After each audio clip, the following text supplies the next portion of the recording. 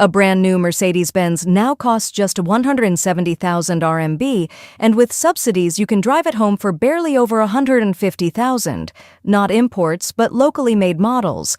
Even imported Benzes, once untouchable status symbols, have plunged to 210,000 RMB, and after subsidies, some roll out for only 180,000 or 190,000 RMB.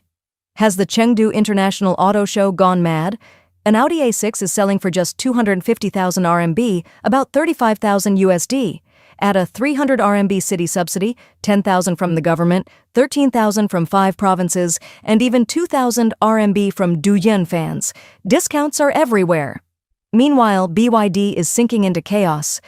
Warehouses are overflowing with unsold EVs, and even shocking markdowns can't move them. Worse, buyers complain their new cars are bursting into flames within days. Once praised as the people's car, BYD has turned into a social media nightmare. The knockout blow came when legendary investor Warren Buffett dumped all his shares, crushing public trust. From the pride of China's EV boom, BYD is now the face of its collapse. One furious owner said, "I bought my car 7 days ago. Before I even got the plate, it caught fire and burned to ashes." China's auto market is spiraling. At Chengdu, luxury giants Audi, Mercedes, and BMW slashed prices to shocking lows. A C-Class Benz goes for 190,000 RMB, an Audi A4 for 170,000. But even these record cuts can't save sales. Many say this feels like the Evergrande moment of China's car industry. A blogger reported, BMW, Mercedes, Audi, their aura is gone. I asked about the cheapest C-Class. Salespeople said 250,000 to 260,000 RMB on paper, but with discounts it falls much lower. Every model is crashing in price. How cheap? A bare-bones C260L is just 190,000 with a loan. An Audi A4, 170,000 with financing. A Q5? Barely 220,000. Even the BMW 3 Series is down to 250,000, 260,000. Whether cash or loan? The numbers are almost the same. Zcar, a major wholesaler, summed it up. It's simple. China already has far too many cars. Surveys show most dealerships are bleeding money, drowning in unsold stock, while manufacturers still borrow from state-owned banks to expand. The new economic news exposed the hard truth. Auto inventory exploded by 3.5 million units, the highest in 2 years. Picture parking lots jammed with brand new cars, some with zero mileage, dumped at half price as used. From January to April, sales looked strong. By July, the market collapsed. Joint venture brands are taking the heaviest losses. Honda plunged 35%. BMW sold just 40,000 cars, nearly 10,000 less than June. Audi fell by another 10,000. Mercedes-Benz, once the king of gasoline cars, collapsed by 40%. In July alone, luxury sales fell to just 170,000 units, down 29% in a single month. Even with massive price wars, demand has evaporated. The future of China's auto industry looks darker than ever. Consulting giant AlixPartners warns that out of 129 EV brands, only 15 might survive by 2030.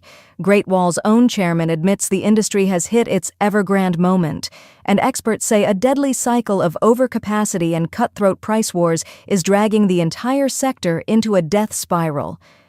The numbers don't lie. In just the first half of 2024, 30 Chinese automakers combined made only 37.7 billion RMB in profit, while Toyota alone pocketed more than 220 billion RMB in a single year. So how did China's dream of becoming an auto superpower collapse into chaos? The answer lies in years of reckless government policy. For more than a decade, Beijing pumped endless subsidies into electric vehicles. From 2009 to 2017, local governments threw money, land, and tax breaks at automakers, chasing jobs and revenue at any cost. The result? By 2024, China's auto factories had the capacity to churn out 55 million cars a year, almost twice what the market could possibly absorb. This overcapacity sparked a ruthless price war. A survey found only 3 in 10 dealers are actually making money, while most slash prices 20% below cost just to survive. Some throw in massive kickbacks, others even sell at a loss to meet quotas.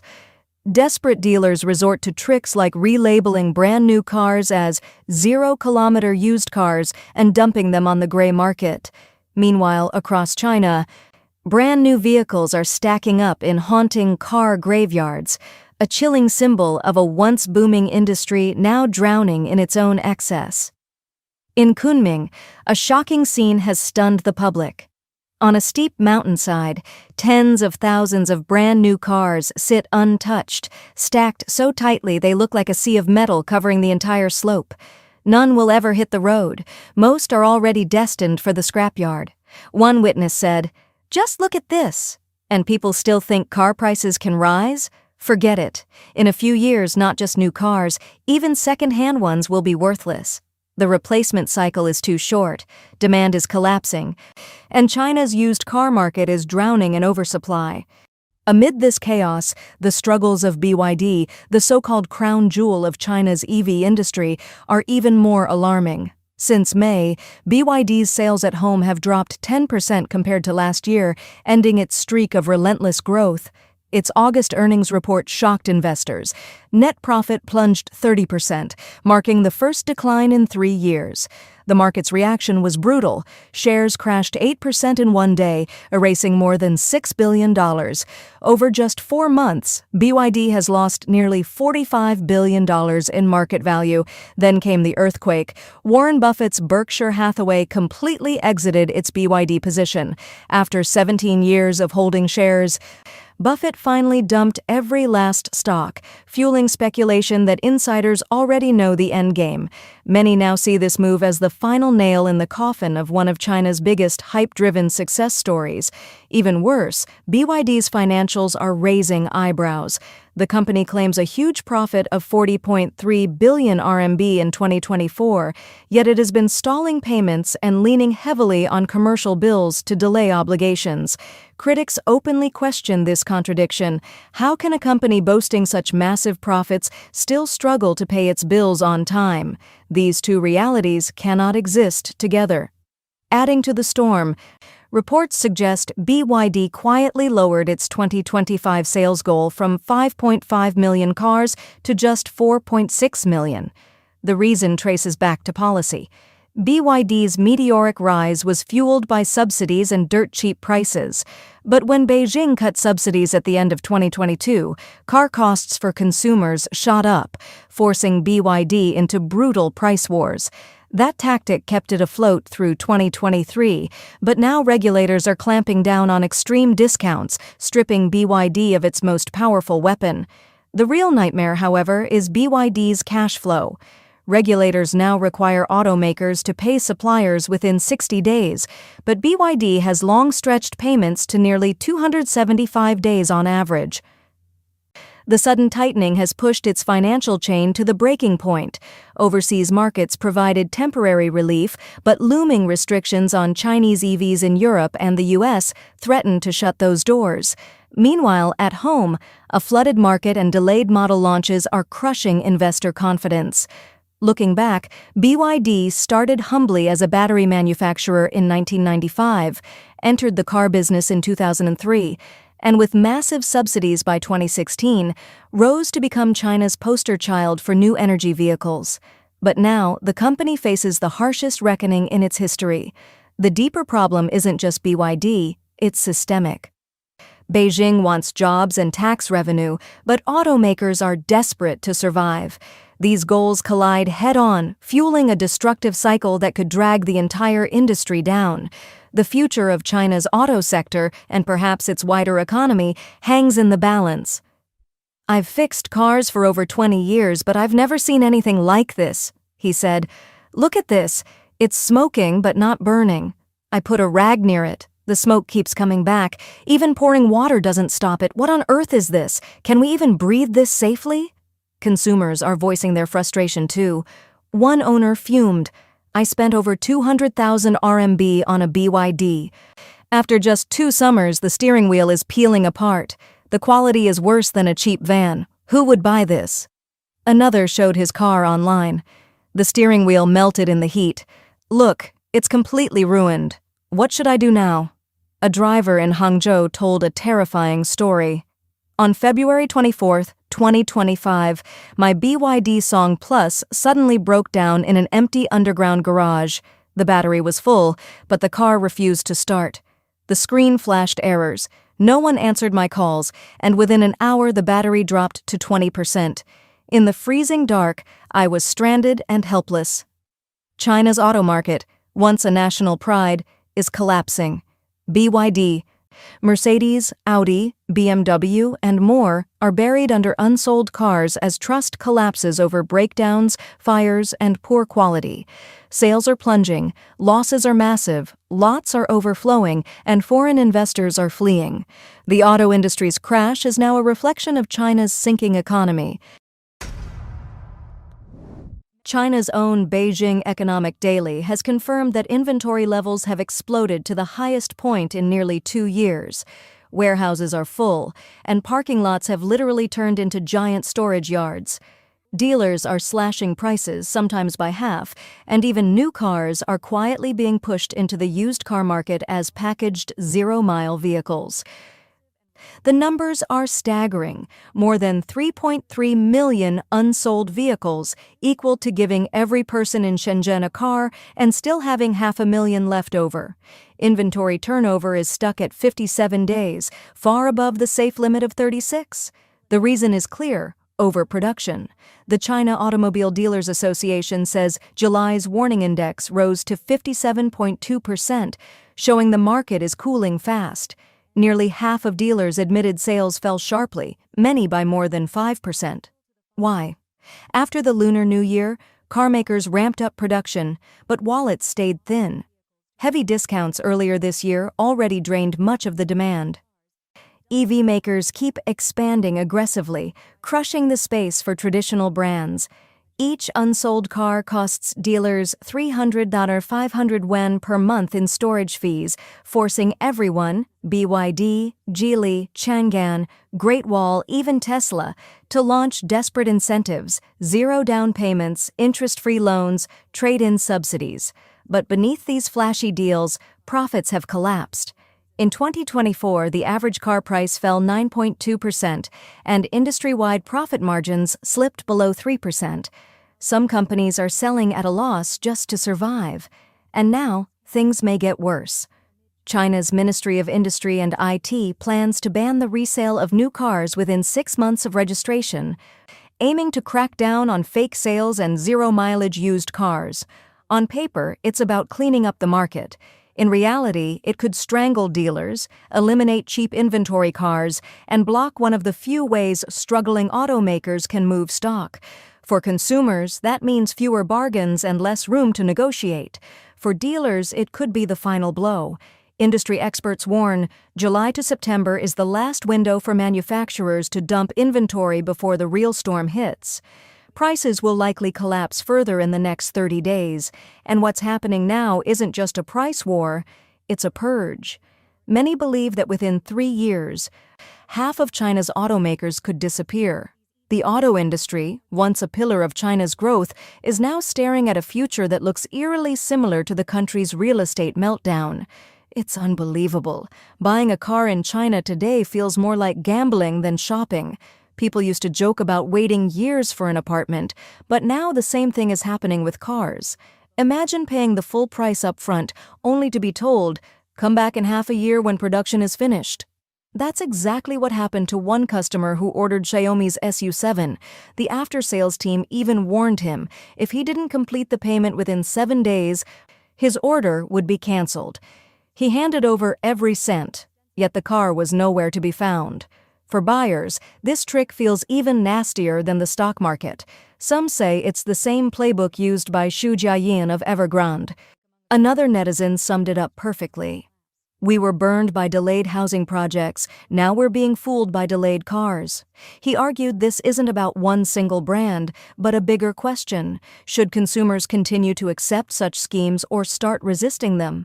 When you compare housing delays with car delivery delays, the problems look eerily similar. In real estate, developers' financial chains broke down, leaving unfinished buildings and unpaid homeowners. Buyers had already poured in money, yet their apartments never materialized.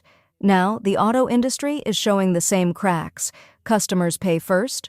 But if a company's capital chain breaks, cars may never roll off the production line. The second issue is bait and switch. Model homes look glamorous, but final delivery is cheap and unfinished. Cars now follow the same path. The ads show luxury configurations and impressive features, but when the car arrives, key functions are cut and accessories are missing. It's a sophisticated form of false advertising, a consumer trap in broad daylight. The third problem is timing. In real estate, long delays meant houses lost value before delivery. Sometimes loans were bigger than the home's actual worth. In cars, the same thing is happening. While buyers wait endlessly for a new car, a 0-kilometer used car can already be picked up from the second-hand market for less money and no delay.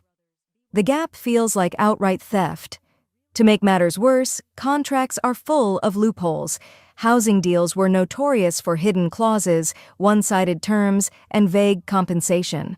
Now pre-order car contracts are following the same script. Once a dispute arises, consumers are trapped in endless procedures and high costs to defend their rights. Automakers, meanwhile, act tough and dodge responsibility. Some netizens believe this delay strategy is just the first step in a bigger cash recovery game. One bold theory suggests automakers could launch new models while buyers are still waiting for their old ones. Then they encourage deposit holders to switch to the new car instead of getting the old one.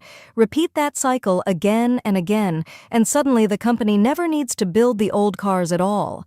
If customers refuse to switch, the company simply demands final payment immediately. Fail to pay, and you lose your deposit. At that point, your 5,000 yuan deposit isn't really for a car. It's just a ticket to keep waiting, always hoping, never receiving. And for those who can't wait, the ironic solution is to walk across the street to the 0-kilometer used car market, where the same car is available right now, cheaper and ready to drive home. If this infinite delay plus deposit transfer model spreads, the Chinese auto market will spiral into dangerous territory. Production will no longer be about cars, but about creating expectations. Profits won't come from technology or quality, but from drawing financial illusions and recycling deposits.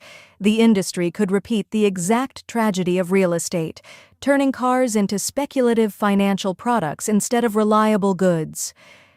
Once consumer confidence collapses, the supply chain will backfire, and the entire industry could implode. Imagine buying a car and feeling like you've walked straight into a trap.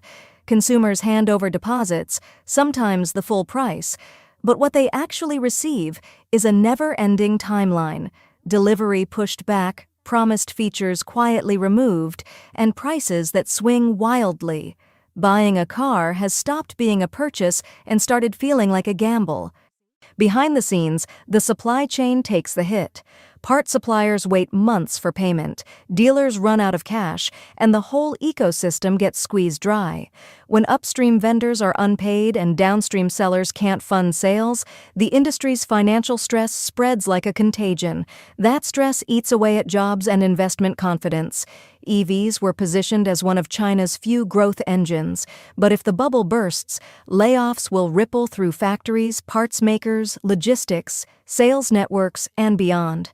If the market turns into an endless pre-order machine with no real deliveries or tech progress, consumer trust will evaporate and the sector's reputation will collapse. Sound familiar? It should. The country's property crash followed the same playbook: debt-fueled growth, illusionary demand, then a rapid unwinding. Great Wall Motors chairman Wei Jianjun didn't mince words. He warned that an Evergrande of the auto world has already emerged and called for audits of carmakers. He argued some firms are more focused on inflating market value than on building sustainable businesses, and that this could tip the fragile market over the edge. A commentator online pushed the point further. Don't waste time guessing which tiny startup will be the next giant to fall. The real danger lies in big players running on borrowed time.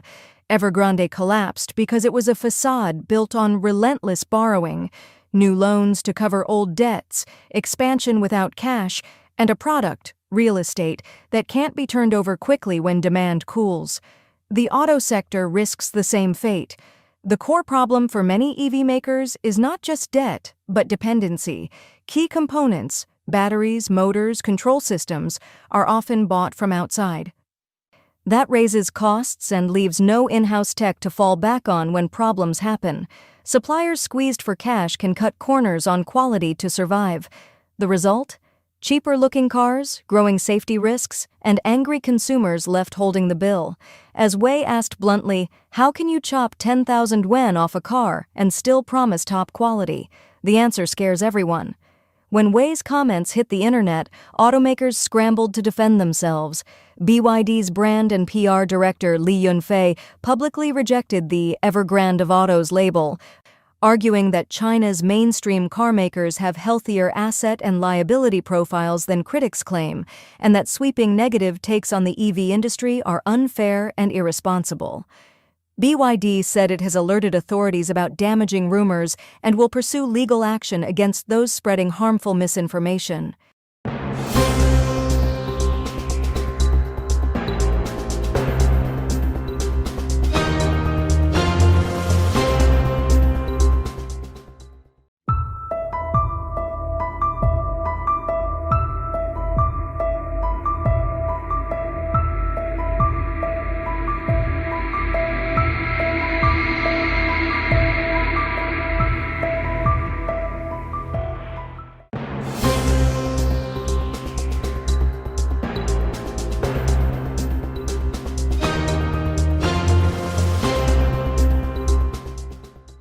Overnight, Shanghai's once unshakable property market has collapsed before everyone's eyes. A luxury double-bay home that used to cost over 30 million yuan? Just days ago, the owner listed it for 24 million. But in the middle of the night, he called in desperation, slashing the price by 6 million yuan on the spot. That single phone call wiped out the entire down payment, exposing how terrifying this housing crash really is. This year is completely different, insiders warn. Unlike the small declines of the past, this year's drop has dug so deep that even selling can't cover the loan. Many people must add money out of their own pockets just to escape. A few years ago, Shanghai was hailed as the safest, strongest housing market in China. So strong that ordinary families couldn't even dream of buying in. But today, waves of layoffs and pay cuts have flipped the table. The second-hand market has become a bloodbath, with homes in some districts losing nearly half their value. Take Ms. Li, a Shanghai resident, who bought a small one-bedroom near the Middle Ring Road. In just 1 year, the price plunged from 3.8 million yuan to 2.4 million. I still can't accept it, she admitted, her voice shaking. And it's not just small homes. Shanghai's so-called untouchable luxury homes are being gutted. A villa once valued at nearly 100 million yuan now sits abandoned on the market at just over 40 million. A price cut so brutal it silences even the wealthiest speculators. People thought luxury homes were bulletproof. But when owners need cash, they're cutting prices like chopping meat. Ordinary homeowners are furious too. I almost fainted when I checked Minhang prices this morning, one buyer raged. I bought a one-bedroom for 4.6 million in 2015, thinking it would be my child's inheritance. 2 months later, it rose by 100,000. And I thought I was brilliant. But now, I've already lost 2 million. Someone just told me if I can sell it for 2.6 million, I should take it and run. The nightmare spreads across Shanghai's magic city. Some old neighborhoods have collapsed by more than 70%. In Yangpu district, a 52-year-old unit once selling for 92,000 yuan per square meter now struggles at $35,000, a 62% wipeout.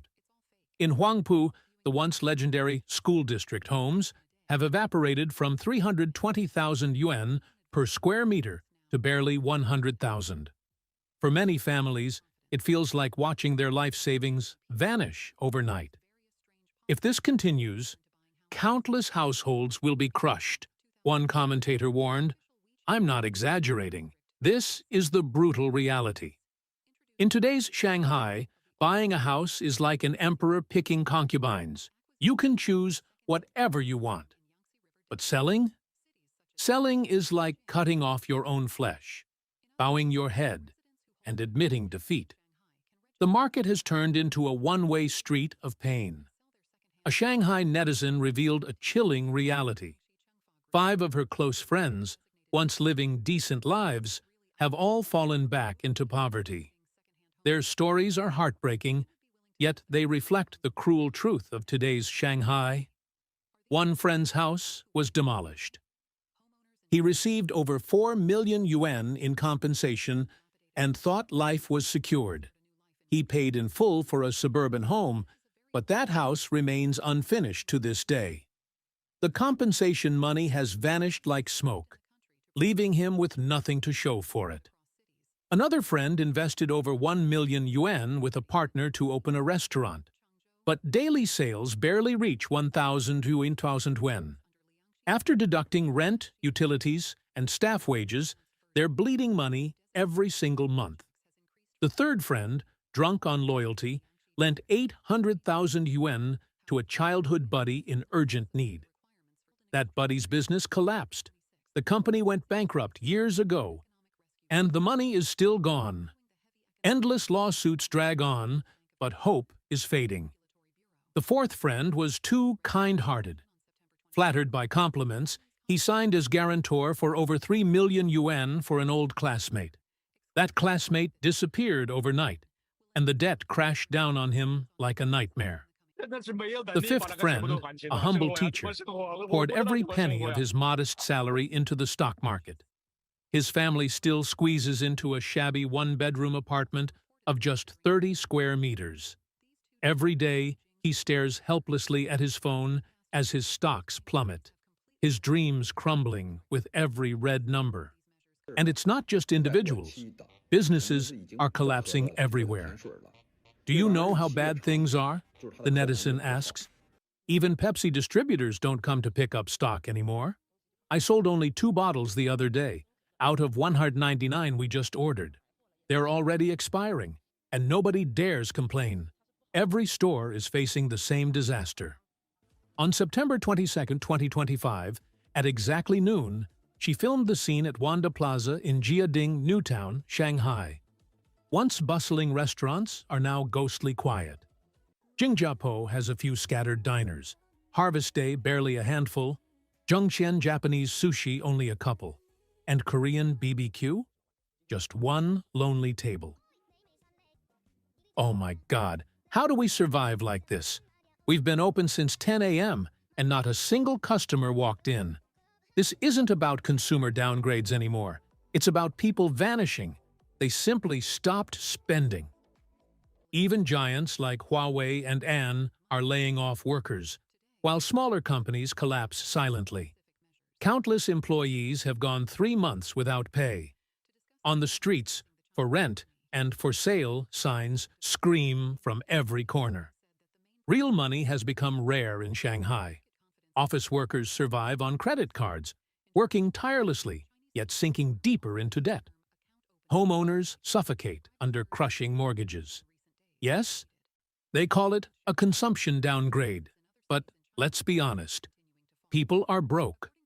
Shanghai, once the crown jewel of prosperity, is now a city where survival itself has become a daily battle. Shanghai, once the symbol of wealth and prosperity in China, is now drowning in a tidal wave of unemployment and wage cuts. This economic storm is crushing homebuyers. Families who once believed they had secured their futures with mortgages are now on the brink of collapse. Defaults are surging, foreclosures are spreading, and more families are losing the very roofs over their heads. One Shanghai resident described the grim reality around him. "The number of people being laid off is terrifying. Many of my friends have been forced to auction off their homes because they simply can't repay their loans. In this environment, no one dares to even think about buying a house anymore. The market is frozen, buyers are gone, and the fear is real. Industry insiders are ringing alarm bells. They predict that nearly 80% of Shanghai's properties will continue to fall in price. Only the remaining 20% might stay afloat. But the overall direction is crystal clear. The real estate market downturn has only just begun. Both homebuyers and investors are being warned. Be cautious, because the bottom is nowhere in sight. Meanwhile, the pressure on workers is intensifying. Many companies in Shanghai have already abandoned the two-day weekend. Now, employees are lucky if they get 3 or 4 days off in an entire month. Saturdays and Sundays are no longer sacred. People are being worked to exhaustion. What used to be rare is now the norm. And this is only one part of the picture. Inside state-owned enterprises, a silent restructuring is unfolding. The comfort and privileges once given to upper-level laborers are unimaginable compared to ordinary workers. But over the next 3 to 5 years, those without power, connections, or rare skills will be crushed. Thousands of regular employees are being converted into contract workers, their wages slashed by 20% to 30%. The construction industry is the front line of this brutal cost-cutting war. Even Shanghai's famed nightlife, once the heartbeat of the city, has turned into a ghostly shadow of its past. This year, the scene is dead. Even if superstar Liu Yifei showed up, I doubt anyone would bother. Why? Because no one has money anymore. I've been running a finance company in Shanghai for over a decade, and this year has been the darkest year I've ever seen. And I don't know if next year will be any better. Shanghai, the glittering metropolis that once never slept, is now haunted by empty restaurants, shuttered clubs, and fading dreams. The city is still lit by neon, but behind the lights, countless families and workers are drowning in despair.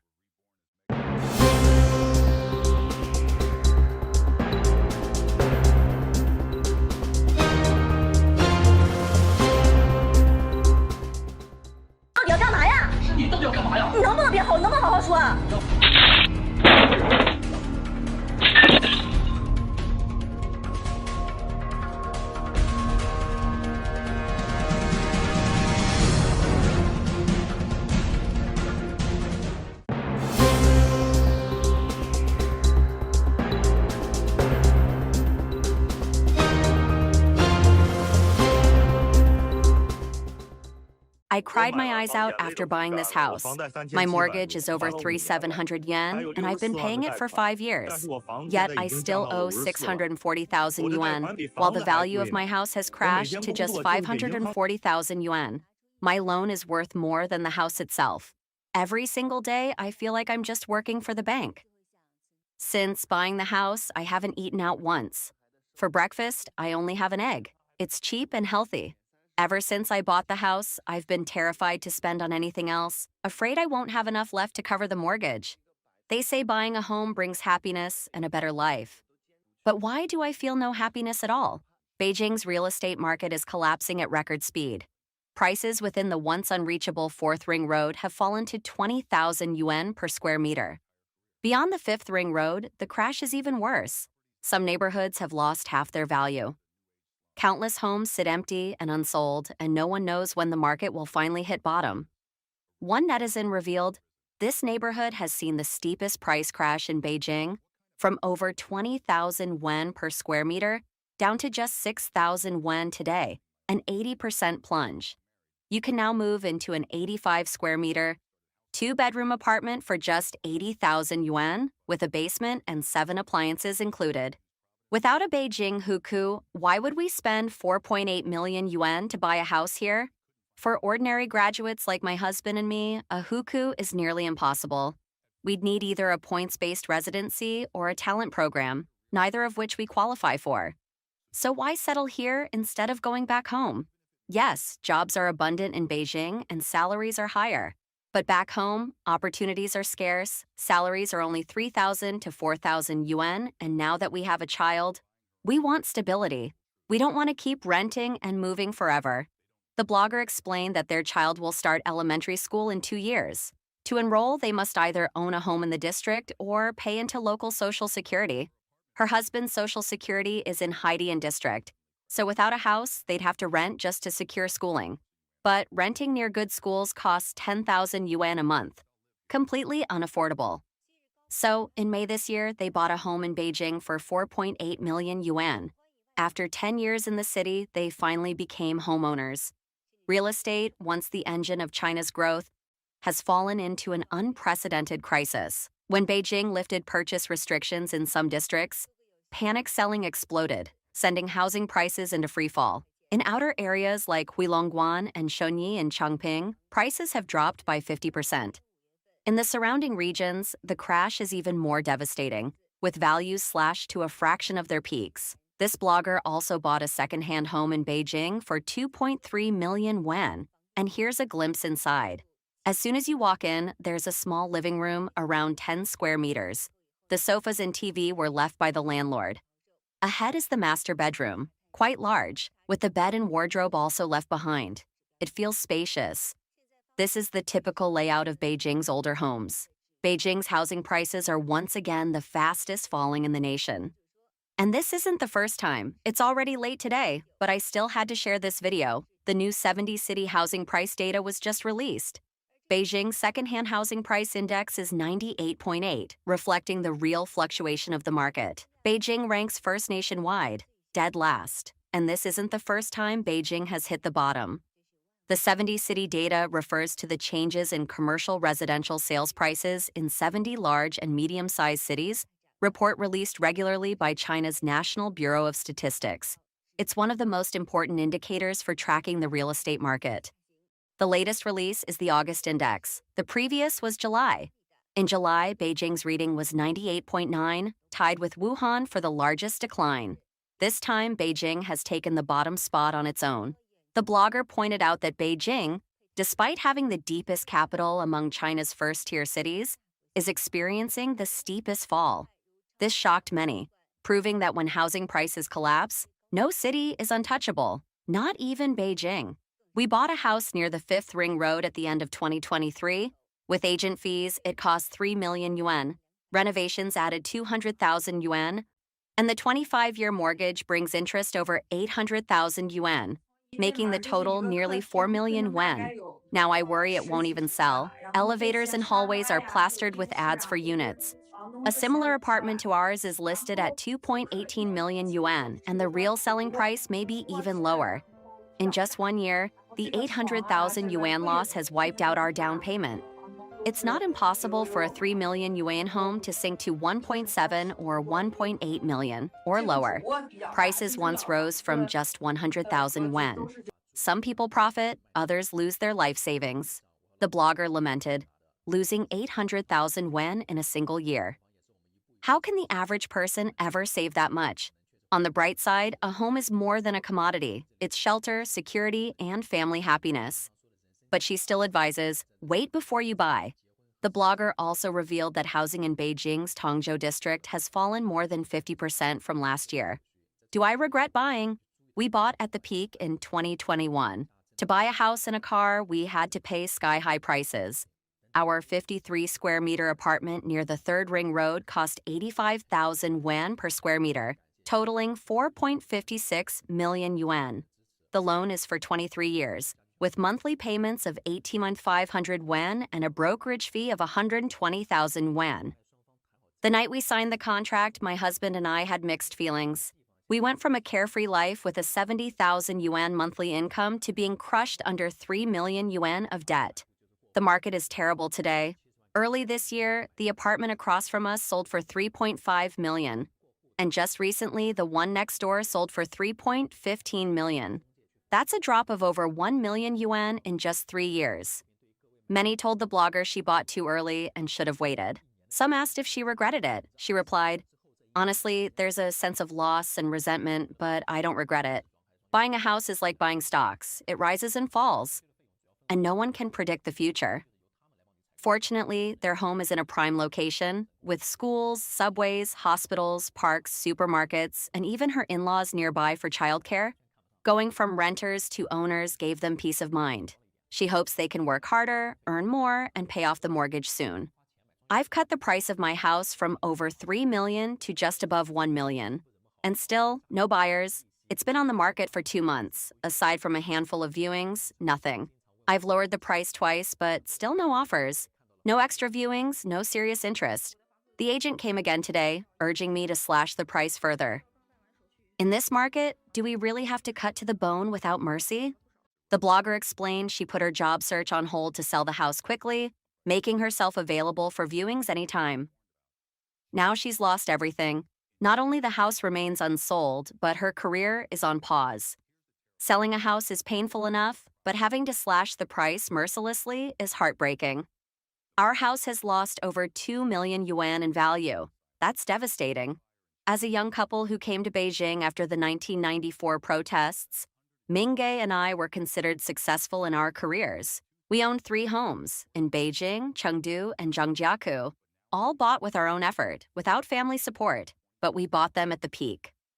Over the years, their value has dropped by over 2 million yuan. All our years of hard work? Wiped out.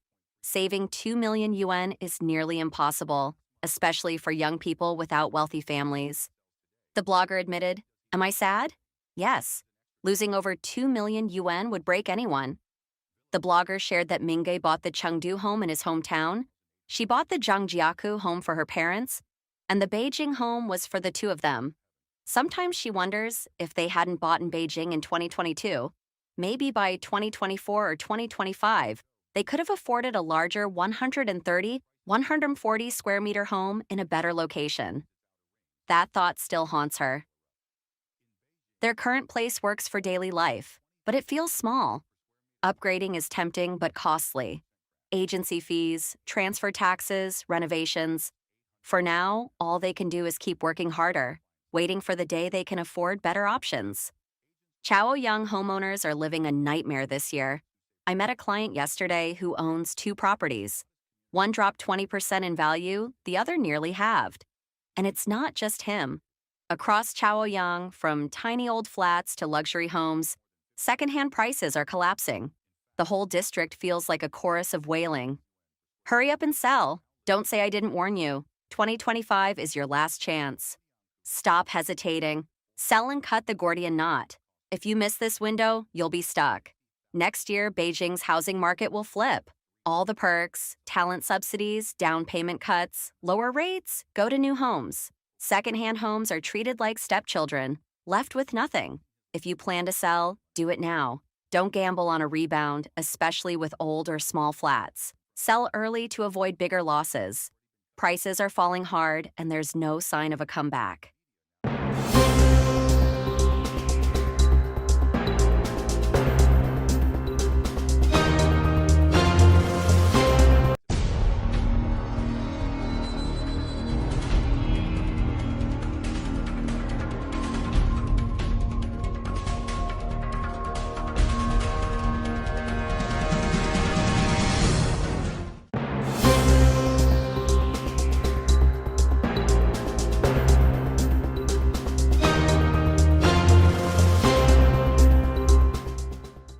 They call them homes, but dare you step inside?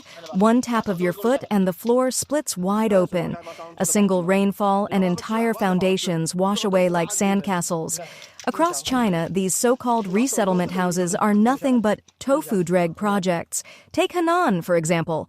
A man reveals his newly assigned apartment, walls already peeling, dirt everywhere, and it looks more like ruins than a new home. Netizens shake their heads. This is the very definition of shoddy construction. Who would risk their life living here? Look closely. This is the steel inside reinforced concrete. See this? Is this really steel? It bends with the slightest twist like a toy. Netizens mock, fake steel is everywhere in Chinese construction. In Yunnan, another villager presses his floor. It cracks instantly. He then bends the rebar with his hands as if it were plastic. Online jokes spread. Did they forget to add steel before pouring the concrete and just stomped it in afterward? If so, what's the point of rebar at all? And it's not just rural China. In Beijing's Dongcheng district, a relocation project literally sank after one rainfall. Some apartments are already leaking, though families haven't even moved in yet. Video after video exposes building after building full of problems. But when residents cry for help, officials dodge responsibility. Netizens say it straight. This is mocking people's lives. Elsewhere, workers dump cement onto loose soil and trash, calling it a road. Shut! The ground is so uneven you can tell it won't last a season. How long will this survive? One resident asks. Netizens respond, they're pocketing the money. Supervisors? Don't even ask. They've already been paid off. On June 26th, in Anhui, a wall from a resettlement house collapsed and smashed a car. The homeowner asked, if this had hit a person, who takes responsibility? The government, the developer, or us?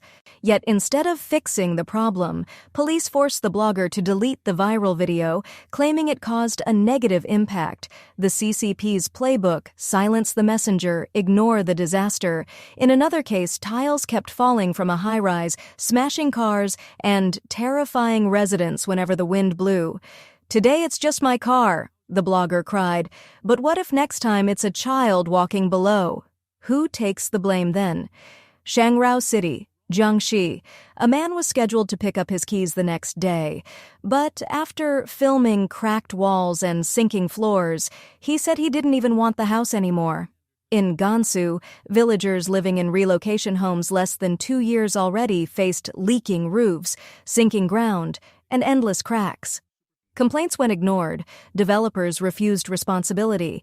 In the end, residents were forced to repair their so-called brand-new homes themselves. Even national relocation projects aren't spared. In Henan, a blogger filmed rainwater pouring in through roofs, walls, and windows. He asked bitterly, "This was inspected by government-funded teams. If this isn't tofu-dreg, then what is? How can 40,000 people feel safe here?" Across China, relocation housing has become a graveyard of broken promises. Behind it lies a vicious cycle: governments racing to meet urbanization targets, developers cutting corners to save money, and corrupt officials pocketing bribes. Budgets are low, deadlines are rushed, and unqualified crews slap everything together with the cheapest materials. The result? A nationwide catastrophe where millions are trapped in homes collapsing before their very eyes. In China, relocation housing has become a breeding ground for corruption and cut corners. Local governments turn a blind eye. Quality inspections are staged performances, and once problems surface, developers, property managers, and officials all point fingers at each other, leaving residents helpless. Most victims are farmers, with little money or knowledge to defend themselves. Compared to commercial housing, these projects have weaker funding, weaker oversight, and zero accountability. The perfect recipe for tofu-dreg disasters. And the truth is, even so-called luxury properties aren't safe. Take Zhengzhou. On May 27th, at the Yijiang Yuntuo complex, a homeowner discovered that just rubbing the floor with a plastic bottle cap left a dent. The video went viral instantly. Netizens mocked, "There isn't any cement, just dirt." The next day, the blogger scraped the floor barehanded. Commenters joked, "Careful, dig any deeper and you'll break through to your neighbor downstairs." But the nightmare didn't stop there. The building's load-bearing columns were hollow, stuffed with trash. Support walls weren't concrete at all, but yellow soil mixed with rubble. Experts warned, forget 70 years, these homes won't even last 10. Yet developer Shu Hui Group had sold the project as a riverside paradise. Luxury villas, gleaming high-rises, international schools, and a private clubhouse. Buyers paid 16,000 yuan per square meter, expecting prestige and comfort. Instead, they got cracked floors, fake cement, and hollow walls. Their dream homes turned into ticking time bombs. And Zhengzhou isn't alone.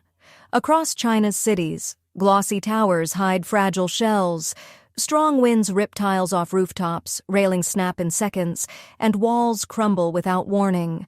Families live in fear, wondering when the next collapse will strike. Meanwhile, in Chengdu, a man on the 28th floor watched as a massive chunk of his ceiling came crashing down. Inside, nothing but sand and rust. It turned to dust in his hands. No stones, no strength, no safety. His upstairs neighbor had faced the same disaster and paid for repairs out of pocket. The blogger who filmed it asked the question everyone is thinking. After the Wenchuan earthquake, didn't officials promise safer construction? Why are tofu-dreg projects still everywhere? Some warned him not to post, fearing property prices would tank, but he refused to be silent.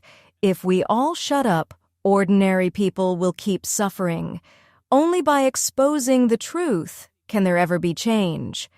Country Garden was once praised as a titan of China's property market, but its build fast, sell fast model has left behind landmines waiting to explode. On December 12th in Maoming, Guangdong, residents uncovered a chilling truth. Their homes had been secretly built with sea sand. High salt eats steel alive, and the evidence was terrifying. Chunks of concrete falling with a single tap, revealing rusted rebar crumbling like paper. Workers on site shrugged. Country garden houses? You can drill through them with your bare hands.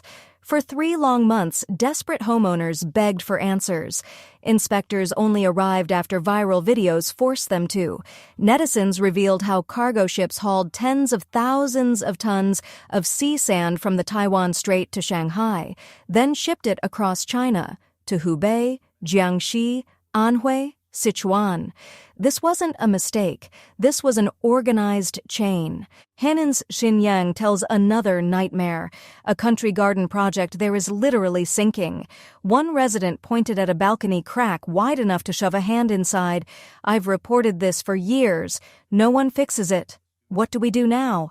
All around him, walls were crumbling as though they duri and I Sender restore duri and for decades, not just a few short years. In Zhejiang's Zhangqiao, the Manuewan complex handed over in 2022 turned into a disaster zone overnight.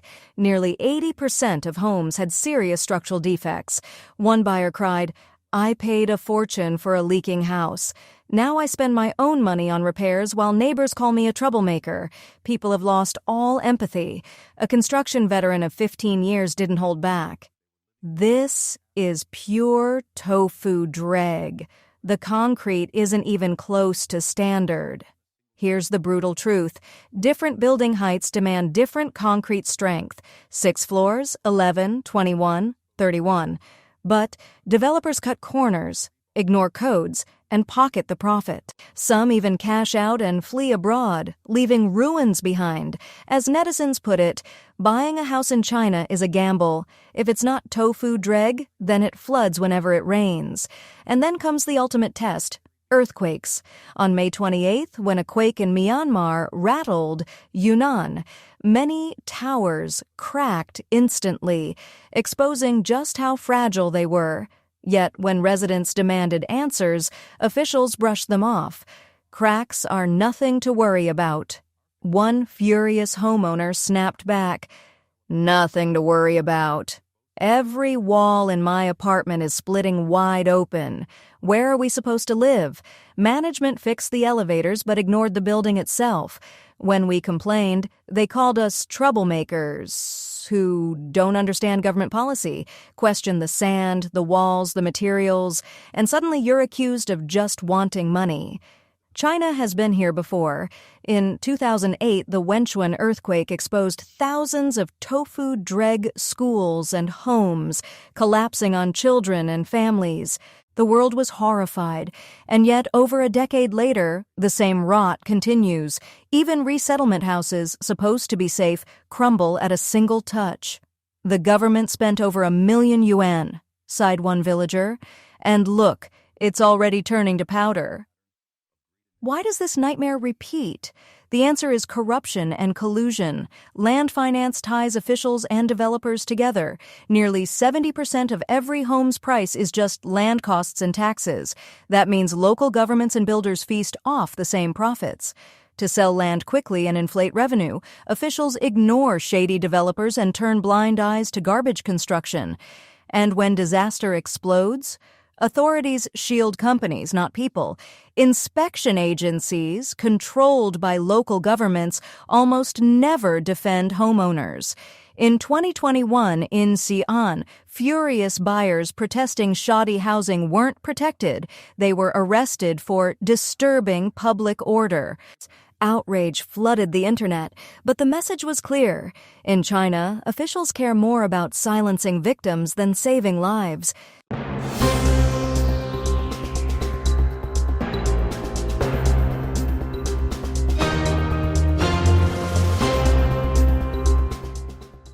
In recent days, social media in China has been flooded with shocking and heartbreaking clips. Well-dressed young people wearing neat shirts and glasses that mark them as educated, bending down on the roadside, rummaging through plastic bags and trash bins, picking up plastic bottles, beer cans and cardboard to sell for a few spare coins. Many of them, when asked, calmly reply that they graduated from prestigious universities belonging to the so-called 985 or 211 projects. These institutions were once symbols of China's educational glory and the pride of families across the country. Yet now, such imagery is juxtaposed with handcarts of scrap and piles of refuse. The stark contrast raises the question: how did those once hailed as the model youth, the supposed pillars of the nation, end up in such destitution? For years, Beijing's propaganda machine has repeatedly declared that the country has reached a moderately prosperous society in all respects, a phrase officially translated as Xiaokong society, but reality, captured in viral videos, tells a very different story. Young people, especially the educated, cannot find jobs, cannot secure stable income, and some are reduced to scavenging waste to stay alive. The bigger question is whether this so-called prosperous era is nothing more than a beautifully painted porcelain vase, hollow and cracked inside. To understand why this phenomenon has provoked such fury and dismay, one must recall the meaning of China's two emblematic higher education projects, Project 211 and Project 985. Project 211, launched in 1995, aimed to upgrade around 100 key universities to meet the demands of modernization. Project 985, announced in 1998 by then-President Jiang Zemin at Peking University, sought to build a handful of world-class institutions. Within Chinese society, 985 and 211 became more than numbers; they were badges of honor attached to one's identity. Being admitted to a 985 or 211 university meant entering the ranks of the elite. Parents could proudly boast, while students themselves enjoyed advantages: better job prospects, higher chances of employment in government or state-owned enterprises, and elevated social standing. Institutions like Peking University, Tsinghua University, Fudan University, and Shanghai Jiao Tong were likened to Harvard, MIT, or Stanford. A common saying emerged: if you graduate from a 985, you can hold your head high; if not, keep your head down. In this way, a diploma from a 985 or 211 was treated as a golden ticket to the future. But when the economy falters, that golden ticket becomes just a worthless piece of paper. And the tragedy lies in the fact that those who invested their youth chasing it are now the most devastated by this reversal of fortune. The road to 985/211 admission is paved with sacrifice. Behind every student lies a family that has poured all its resources into education. The Gaokao, China's national college entrance exam, is considered a life-or-death battle. Millions of students spend years studying day and night, grinding through endless practice tests. Parents, whether factory workers or farmers, often take on debt to pay for expensive tutoring, clinging to the belief that admission to a 985 or 211 university guarantees a better life. Society reinforces this mindset. Degrees are the measuring stick of personal worth, and social stratification is explicit. Graduates of ordinary schools are looked down upon, while 985/211 students are paraded as the pride of the nation. This belief is so deeply ingrained that many parents hold just one dream: their child must enter a prestigious university, no matter the cost. Yet this absolute faith has now turned into bitter irony. When a 985/211 diploma no longer secures employment, entire families discover that their lifetime investment has been built on illusion. China's economy is sinking into a multifaceted crisis. The real estate sector, once nearly 30% of GDP, has collapsed. Industrial production is slowing. Foreign companies are exiting. Exports are shrinking. In this climate, the job market is virtually paralyzed. Companies are not hiring but laying off. Even Iron Rice Bowl government jobs cannot absorb the tidal wave of graduates. The result is mass unemployment among 985/211 alumni. On social media, terms like the unemployed army of 985 and the devaluation of diplomas trend constantly. Many graduates are forced into delivery work, retail jobs, customer service, or live stream sales. Some even scavenge waste, a line of work previously associated with the desperately poor or uneducated. For these young people, despair grows. Wages are low, jobs insecure, and dreams of marriage, family, and home ownership fade. What was once branded the China dream has morphed into a collective nightmare. In this bleak environment, new cultural phenomena have emerged. Lying flat, or tang ping, refers to abandoning competition, living minimally, and refusing to play the rigged game. A further step is rotting away, or bai lun, meaning total surrender to hopelessness. Another phrase, full-time children, or quang jie nu, describes young adults who live entirely off their parents, unable to achieve financial independence. Even more striking is the rise of zero-yun shopping, or ling yun gua, taking goods for free from trash bins or discarded stock at markets. Provinces like Guangdong, Henan, and Zhejiang have seen crowds of young people, even wearing graduation gowns, rummaging through waste at night markets for leftover food, bottles, and cans. Viral Douyin and Weibo videos show scenes of students elbowing each other by trash cans, painting a grim portrait of a country officially proclaimed as moderately prosperous. Chinese citizens are responding with outrage. Many mock the government's slogans, "Moderate prosperity for all, where is it?" Others compare today's plight to the Cultural Revolution, claiming this is a new sacrificed generation. Scholars and commentators openly criticize the regime. While young people go hungry, they are bombarded with propaganda about prosperity and greatness. This duplicity only deepens distrust.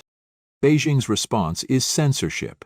Keywords like 985 unemployment, scavenging, or zero-yuan shopping are blocked. Videos of graduates picking through trash are quickly deleted. Yet once seen, these images cannot be unseen, and they continue to spread through underground channels. The growing resentment is like a dormant fuse, silent for now, but ready to ignite. The bitterness is amplified by comparisons with older generations. In the 1980s and 1990s, a 985/211 degree nearly guaranteed a bright future.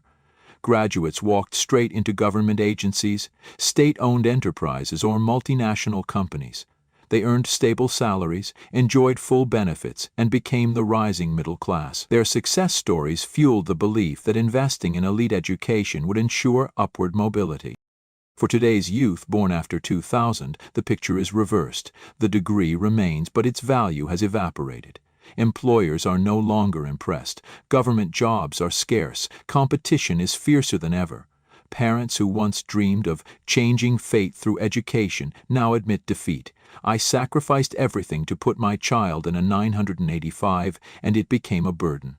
Where one generation felt pride, the next feels betrayal. This collapse of intergenerational trust is one of the deepest wounds in Chinese society. If this trajectory continues, China faces serious risks. Youth unemployment, especially among the educated, combined with an aging population and rising welfare burdens, will crush the economy. Many disillusioned young people already seek to emigrate, leading to a potential brain drain. Meanwhile, the so-called China dream is mocked openly. Observers warn that, unless Beijing creates real jobs, supports youth, and restores social trust, the crisis of 985 unemployment will worsen. The risk of instability, from spontaneous protests to larger-scale movements, is real. For when a nation can no longer promise a future to its intellectual youth, its foundations of stability are already fractured. And so the final haunting question remains: how can this truly be called a prosperous era when the brightest of the nation are forced to scavenge through garbage just to survive? This year alone, over 12 million students graduated, a record number. By next year, the total may climb to 16 million. Analysts warn that from 2026 to 2040, China will see a stable flood of 15 to 18 million graduates each year. Yet jobs are not growing, they are disappearing. In Heilongjiang, more than 100,000 master's and PhD holders crowded into a single job fair. Imagine it, advanced degree holders begging for clerical positions that offer wages barely above subsistence. One state enterprise demanded a 985 master's degree for an office secretary job, with a monthly take-home pay of just 3,000 yuan. Thousands still lined up. Meanwhile, in cities across China, physical stores vanish. Taihu's once bustling streets are now lined with shuttered shops and for-rent signs. In Suzhou, entire malls are hollow shells. Owners hang up notes: "Sorry, we've closed." Small restaurants cling to survival, selling meals so cheap they hardly make a profit. Even luxury hotels are reduced to street stall competition on food delivery apps, waging brutal price wars that bankrupt smaller kitchens. Families downgrade their diet to potatoes, noodles, and vegetables. Meat has become a luxury reserved for holidays. Mothers weep as their children, after years of study, graduate into hopelessness.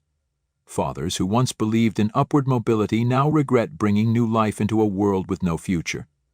A recent survey revealed that 85% of households make less than 50,000 yuan a year, and nearly 1 billion Chinese survive on less than 2,000 yuan per month.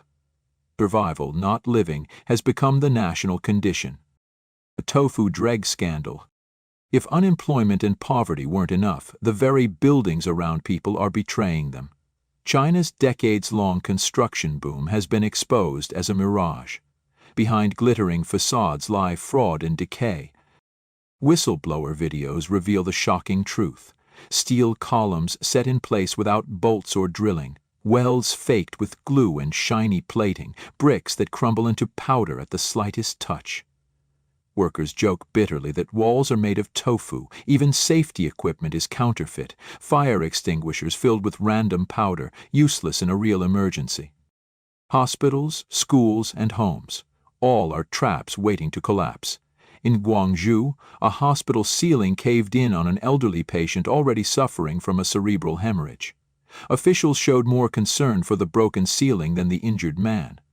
In another city, a classroom roof fell on students, while local authorities insisted there was no danger. In countless towns, home security cameras captured ceilings collapsing on families without warning. There is no safe space left. Hospitals, where people seek healing, turn into death traps. Schools, meant to nurture the future, threaten to bury children alive. Even hotels collapse on their guests overnight. The tofu-dreg project reveal a system that prizes speed and profit over human life. Illusions of growth. And yet, through all of this, the Chinese Communist Party continues its propaganda drumbeat. State media trumpet GDP growth, retail recovery, and consumer optimism. They rebrand scavenging for discarded vegetables as a culture of thrift, and celebrate collapsing consumption as frugal living. But the people know the truth. When youth unemployment exceeds 30%, when graduates fight for slave-wage jobs, when meat becomes rarer than luxury handbags, no amount of propaganda can mask the despair. The anger simmers like a volcano, ready to erupt. Online, many speak of lying flat, giving up ambition, refusing to play a rigged game. Some joke bitterly. Better to scavenge vegetables than chase false dreams. This is not merely an economic downturn. It is a full-blown social crisis. Inequality has reached grotesque extremes. While ordinary workers scrape by on 3,000 or 4,000 yuan a month, executives in the same companies take home bonuses hundreds of times higher. Hospitals delay wages for months, factories close overnight. Middle-aged workers are cast aside as too old at 35. Everywhere, signs of collapse spread. Ghost malls, empty supermarkets, commercial districts silent like graveyards. In Hunan, Jiangsu, Guangdong, no region is spared. People drag suitcases from one city to another, unable to settle. Youth steal bread from bakeries. Families survive on scraps of food. The rage is there, but it has nowhere to go. To speak openly is to risk censorship or arrest. China stands at a precipice. The so-called economic miracle is revealed as smoke and mirrors. Behind the facade of growth lies a society hollowed out by corruption, lies, and despair. A generation of educated youth reduced to scavengers, buildings that collapse like cardboard, families crushed by debt and poverty. This is the hidden face of China in 2025, collapsed, suffocating, and full of despair. The people cry out, 1.4 billion voices silenced under propaganda. The question is not whether the system is breaking, but how long it can continue before it snaps.